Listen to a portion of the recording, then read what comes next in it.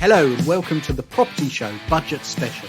I'm Andrew Montlake and with me is my co-host Louisa Fletcher. We're here to talk about all things property. So whether you're staying put, buying, selling, renting or letting, we'll be chatting through the latest news on the housing market and mortgages, as well as sharing our advice and expertise to help you get the best from your home. In our Budget Special, we'll be looking at the announcements today around property. Lou will be talking about the stamp duty extension and what it means for hundreds of thousands of home movers over the next few months. Plus Monty will be looking at the reintroduction of government-backed low deposit mortgages, who will be able to benefit from them and when they'll be available. Plus we'll be chatting through a couple of the other points that Mr Sunak slipped into the budget today, which may be relevant to landlords. We're here to help you make money, save money and most importantly of all, protect yourself, regardless of where you are on your home ownership journey. You good to go, Lou? Hot off the press, Monty. So, here we are, a budget special, Lou. Yeah. How did you, how was it for you? Well, I can tell you're excited. Yeah. Because what the listeners won't know is we've done that introduction 53 times. and we're so excited to bring you everything that happened in the budget. Yeah. You said you thought it might be a I can't even say that. You said you thought it might be a popcorn budget, didn't you? I did use that term. I think it was a bit of a blockbuster. I'm going to go with that. Yeah. I mean, there was a lot in there. And if you look at the headlines, income tax thresholds frozen, furlough scheme extended, 5% VAT extended, business rate holidays extended. So, there's a lot going on. And Mr Sunak's team, I mean, how much they've got through. And none of that's an easy job, is it? It's not an easy... No, it's not at all. So, yeah. And do you know what? Whether you like the content or not, he delivers it very well, doesn't he? Oh, he does. I do like him in that respect. Yeah. He delivers it with authority. He comes across as if he made a big point about saying, I'm being honest with you, I'm leveling with you, etc. But you sort of believe him. I think I do. I find him very believing. Without being political either way, he's a very believable kind of guy. So yeah. I'm a Rishi fan. I think it's okay for me to say that. I think I am. Yeah. And that doesn't mean I politically lean that way. I was about to say we're an apolitical show. We are an apolitical show, unless you ask me about politics, and then I'll talk for ages. No. My economics and politics degree will come out. But anyway, we're not going to talk about that. No, we're not going to talk about the budget. And first up, and I know how much you love it, Lou, stamp duty. It's the highlight of my year. It is. You must get out more. You really should. But anyway, stamp duty. Yeah. What happened? Tell everyone what happened. Well, we did say on our last episode that we did think that pretty much a stamp duty extension was nailed on one way or the other. And you did say, if I remember correctly, that you thought there would be some kind of taper. I did. And that has happened, hasn't it? I'm going to claim that one. Yeah, I think you should. So that's one chalk cup for Monty. So the way it works is basically at the moment, the amount on a property purchase that you don't pay stamp duty on has temporarily been raised from £125,000 as it would be normally to £500,000. Yeah. So at £500,000, you're saving 15 grand.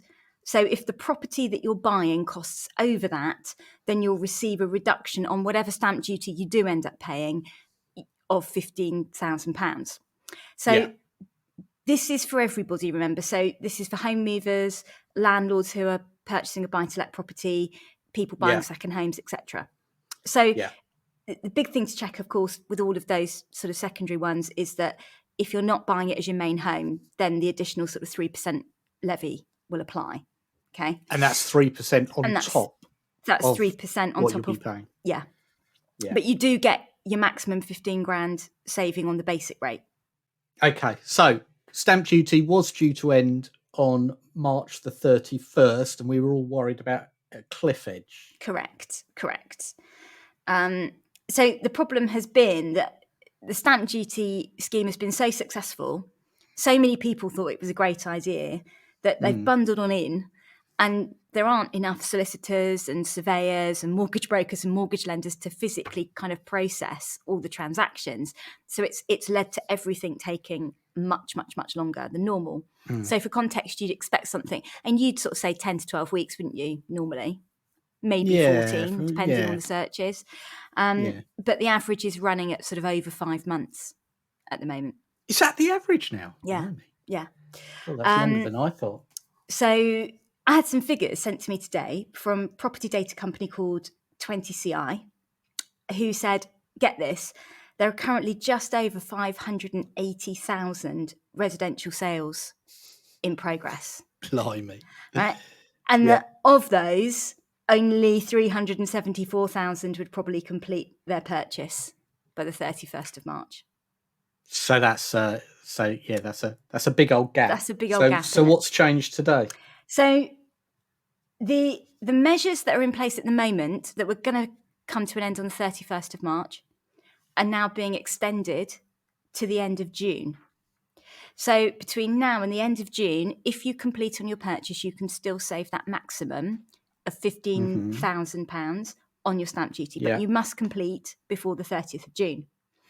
Then from the 1st of July, anybody who completes, the amount that's exempt from stamp duty reduces. So then you are only paying tax on the first 250,000 of your transaction, which means that the maximum saving available is £2,500, and that's up until the end of September. Okay. So the rate that you save does drop significantly from the end of June onwards, but you can still save some money. But it is relevant because although that taper is lower, it still means that a significant number of movers will, not pay any stamp duty at all. Because figures from Nationwide this week, the average house price is currently 231,000. So on the average house price purchase, you still won't pay any stamp duty. Yeah. So it's interesting what they've done. I get that. Look, it's good news that we've got an extension because if you did nothing, there would have been an awful issue. Yeah. And a lot of angst, and we couldn't have that. So I get it's extended it. I get that there's a bit of a taper, and I quite like it. But it's a bit. Maybe it could have been a bit more scientifically done. Maybe he could have eased part of the amount of transactions in the pipeline now and streamed it down a bit further for the end of June and then September. So we've sort of got not one big cliff edge now.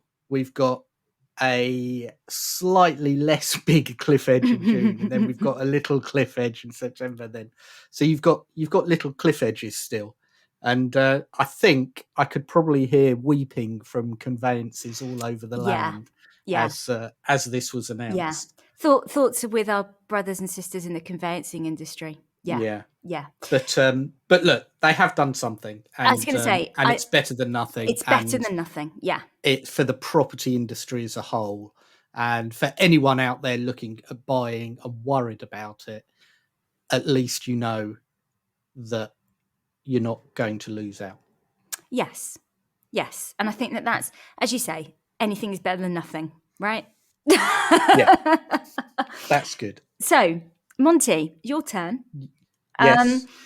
Another thing that we predicted would be sort of announced today is the reintroduction of government-backed low deposit mortgages. Yeah. So what did the Chancellor tell us today? So, Lou, let me tell you. He announced, if you remember Help to Buy One, it's a bit like that. Yeah. So basically, he introduced a mortgage guarantee scheme. Now, this is designed to increase the appetite of mortgage lenders for high loan-to-value lending to credit-worthy customers. Okay. And that's taken from one of the budget documents. So basically, it provides lenders with the option to purchase a government guarantee that compensates them for a portion of their loans in the event that something goes wrong. So if they have to repossess someone. Okay. So basically, it works that you would go to a mortgage lender, you would put in your 5% deposit, and they can give you a 95% mortgage up to £600,000. So there's a limit on it of £600,000. But that's a very generous limit, I would Yeah, say. and it matches the help to buy limit, basically, the maximum help to buy limit. So the devil is in the detail, but as we understand it, this will be available to all buyers on all properties up to £600,000. So it's Okay. not just first-time buyers, it's Yeah. not just new build properties. Okay. It's all buyers, all properties. The mortgages will need to be on a repayment basis, not an interest only. Okay.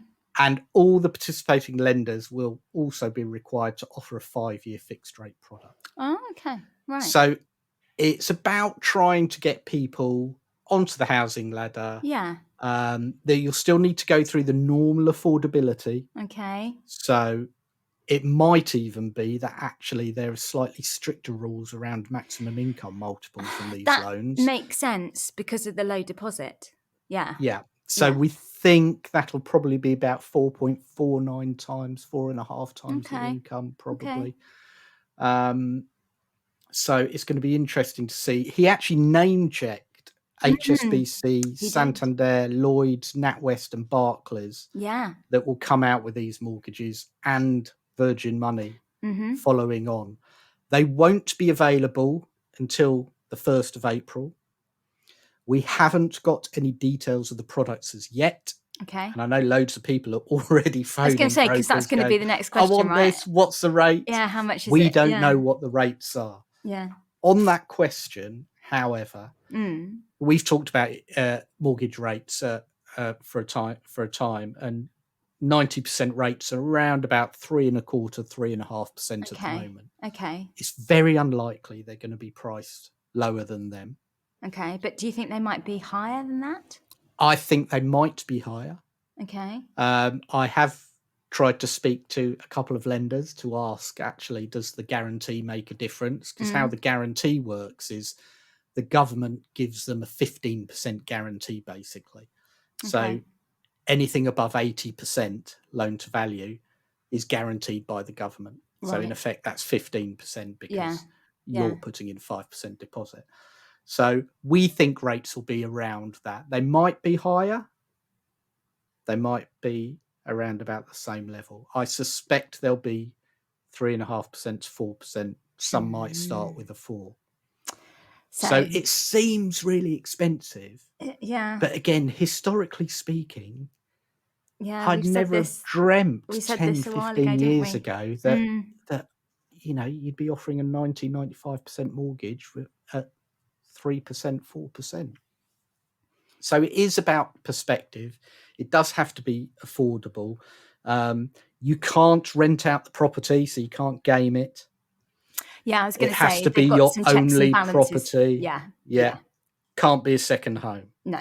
So that's everything we know at the moment. Okay. And I suspect it's going to make a significant difference to many struggling to save a larger deposit. And it will definitely be good news for many first-time buyers who were not able to take advantage of the stamp duty holiday due to the lack of these types of products.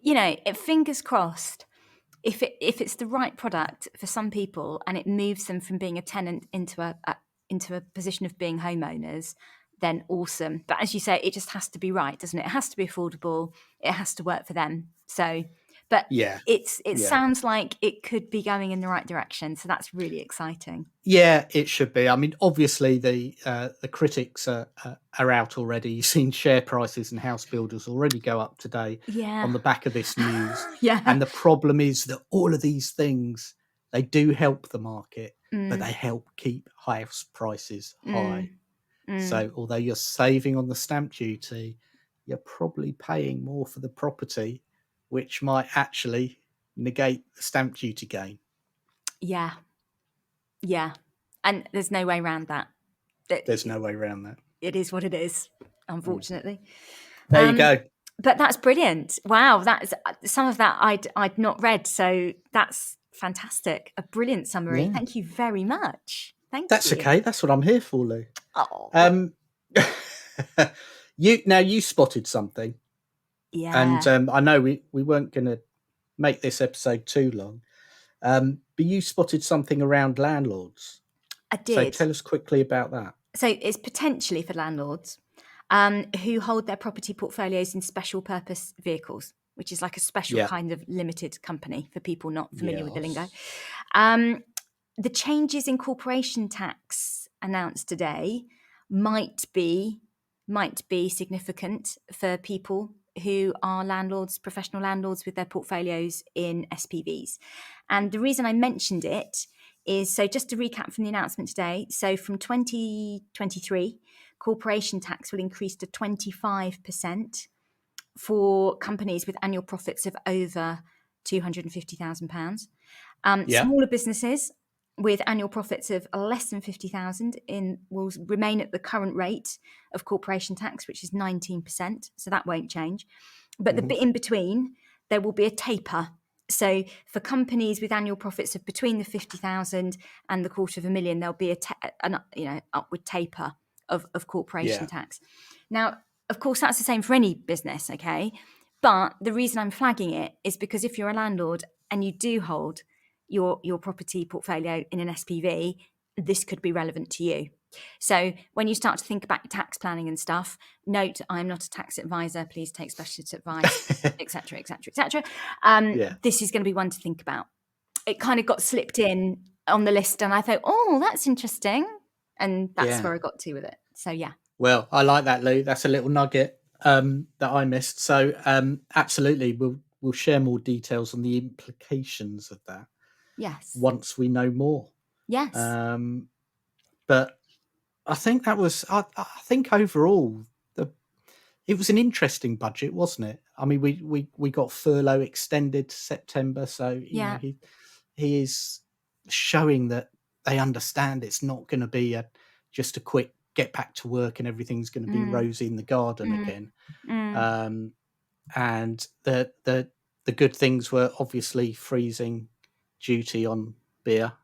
I thought you'd be happy about that. It's very good for everything. And there's some really interesting things for businesses in terms of the I'm trying to find the word now. What he called it? The super deduction. Super deductions. That was brilliant. Yeah. I mean, that's a whole podcast in itself. But if you haven't looked at that and you, it's worth looking at it.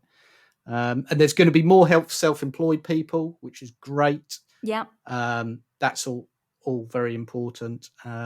Universal credit, that uplift has been extended, and there are various other bits and pieces in there. So it's all interesting. And the good news is that although the UK economy shrank by 10% in 2020, they are forecasting the economy to rebound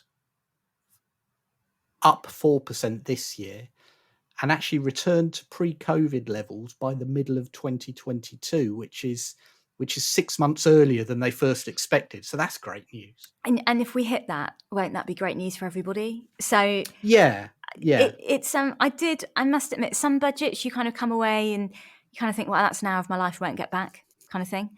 But today, my takeout from it was that, we've been levelled with, we know we're going to have to pay more tax to pay back the borrowing, and I get all of that. But I do think that there was quite a bit to be optimistic about. And, the whole free ports thing, I find that fascinating. Again, another topic for another day. So there are loads in there. There's loads of little takeaways in there. Yeah. Which is good. And maybe we're just showing our geeky side. But well, it's been, I don't know about you, but it's been a long day. It's been a long day. Well, I'm sitting here sipping my Jack Daniels and honey because my voice is straining. So what better place to end it then? You're such a rock star, honestly. Pretty much that pretty much wraps it up. So we'll bring you more details as soon as they're announced on low deposit mortgages and anything else that comes out of the woodwork, because there's a tax day coming as well, which if there's anything that comes out of that, Lou will be I'll be all over that. forensically examining all the small print.